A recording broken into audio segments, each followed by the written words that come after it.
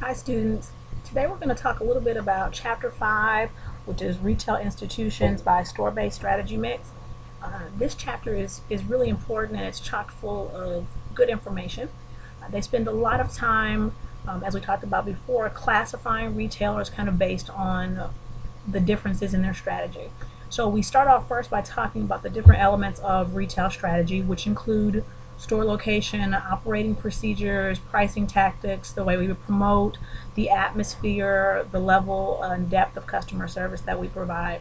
So all of those things would differ by strategy, and inside of the PowerPoints there are an extensive number of slides covering warehouse stores, grocery stores, department stores, and the differences in their strategies. And I highly suggest that you become familiar with some of those. And as you move through, you'll see again how they differ in basic issues in terms of pricing, in terms of location, in terms of atmosphere. And then you'll also be able to pull from your personal experience to kind of add to that. The next important topic in Chapter 5 is the wheel of retailing. This is a huge theory in retailing, and it kind of really explains how stores develop and grow. We talk a little bit about the retail life cycle, which if you've taken any marketing classes before, you're familiar with the product life cycle, which is introduction, growth, maturity, and then decline. Well, retailers follow pretty much the same cycle as well, and then different things happen as the format moves through the life cycle. So we'll talk about that in a minute. But coming back to the wheel of retailing, basically this theory says that we'll start out with a new retail format. Usually it is very minimal service, cheap prices, very, very basic. And this excites customers because they come into the marketplace being the low price leader. But in order to hold on to that customer excitement and to keep those customers, retailers are then forced to have to add additional services to keep their customers happy. But as I add additional services, I also add cost and overhead. And as this process continues, I make room for new competitors to come in and undercut me in terms of price and bare bones service. And the process continues on and on. You can look at this example for Walmart, for example. When Walmart first started out, of course, where everybody knows they're the low price leader, they offer very minimal services, very, very low cost. But as time has gone on, you can go into a Walmart and there's more and more services being added. There's a pharmacy, there's a place to get your car done, there's a McDonald's, there's a bank, there's tons of different things. All of these things add to the cost. All right, it's one of the ways that Walmart keeps innovating to keep customers excited and keep them coming back, but it's also how we add cost.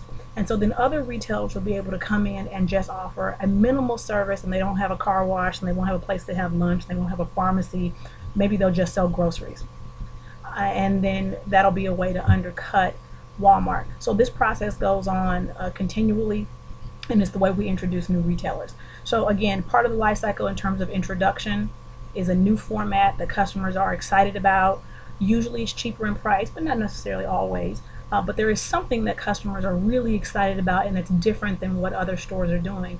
Unfortunately, most competitive advantages that we have in retail are not long-term, and they can easily be copied. And so new retailers begin to watch and they begin to copy. And as we move into growth and begin to make more money and become more profitable, that becomes attractive to others. And so other retailers begin to copy and do the same thing. And then after a while we move into maturity. Now that business format may no longer even be new and exciting. It's kind of the norm, right? And then eventually we move into decline. So we can think of retailers in all different stages. Right now the thing that pops into my mind for decline are CD stores that sell CDs. They're really on the down slope here in terms of, because the music format has changed so much that that's really in decline. Some things that might be new and exciting. I know in our neighborhood we've got a new yogurt place, a new like self-serve yogurt place, and everybody's all excited about it, and you make your own ice cream and you put all the toppings on it, and again, bare bone service, right? Very minimal, but it also has some healthy things, but all of it's self-serve and it's very exciting in the neighborhood.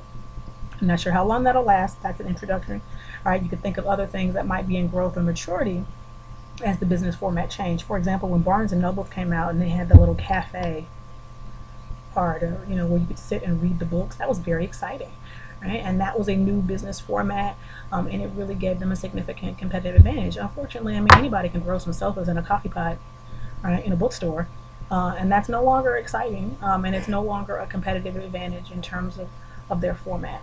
So chapter 5 is chock full of good information. I hope this helps, and we'll talk again soon.